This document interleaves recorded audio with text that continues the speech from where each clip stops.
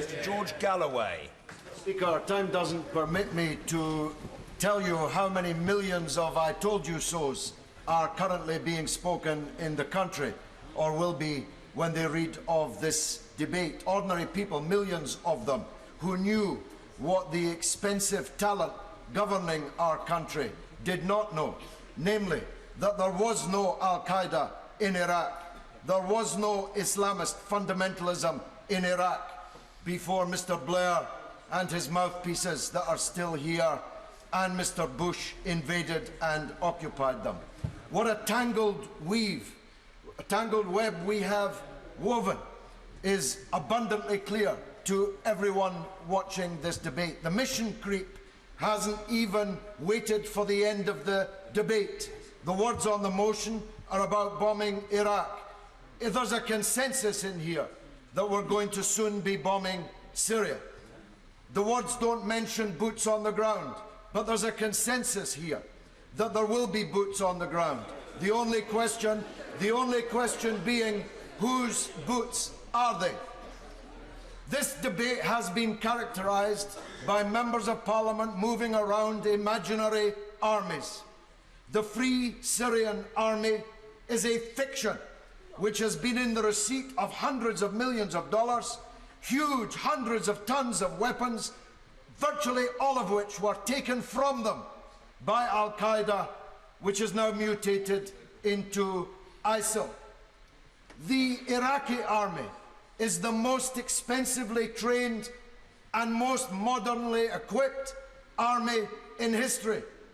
Hundreds of billions of dollars have been expended on the Iraqi army, which ran away, leaving its equipment behind it. ISIL itself is an imaginary army. A former defense secretary, no less, said we must bomb their bases. They don't have any bases. The territory they control is the size of Britain, and yet there's only between 10 and 20,000 of them. Do the maths. They don't concentrate as an army. They don't live in bases. And the only way a force of that size could successfully hold the territory that they hold is if they have a population which is acting as the water in which they are swimming. And that population is quiescent because of Western policies and Western invasion and occupation.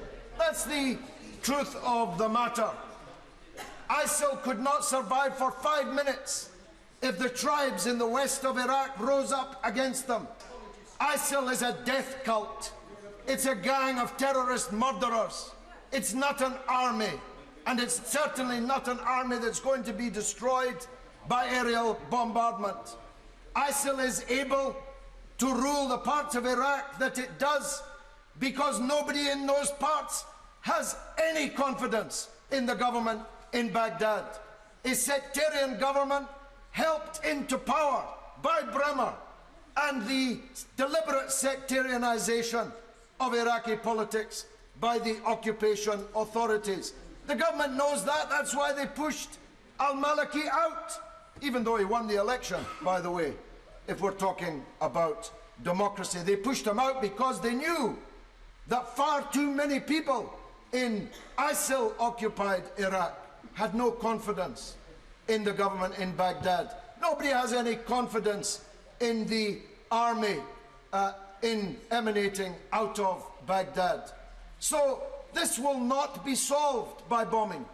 Mr. Speaker, we've been bombing Iraqis for 100 years. 100 years. We dropped the world's first chemical bombs on them in the 1920s. We attacked them and helped to kill their king in the 1930s.